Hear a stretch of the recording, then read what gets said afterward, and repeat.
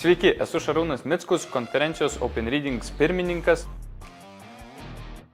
Ši konferencija yra skirta studentams iš fizikos ar iš gamtos mokslų srities. Ir konferencija prasidėjo 1947 metais kaip maža studentų, konferencija, kur norėjo studentai tiesiog pasidalinti savo atliekamais tyrimais, bet vėliau išaugo į didelę tarptautinę konferenciją, kuri surenka po 350 ar 400 dalyvių.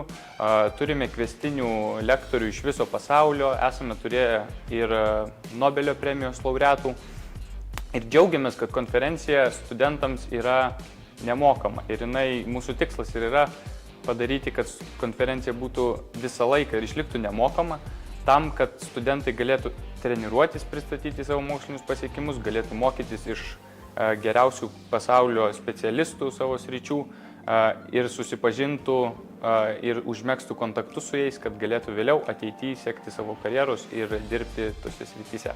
Kviečiame visus stebėti konferenciją tiek gyvai, tiek ir internetu, nes konferencija yra visiškai nemokama ir atvira visiems.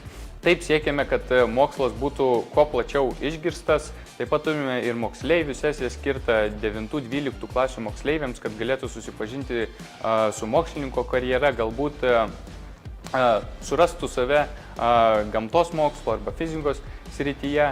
Todėl kviečiame kuo aktyviau dalyvauti ir pasiklausyti geriausių pasaulio pranešėjų mūsų konferencijoje.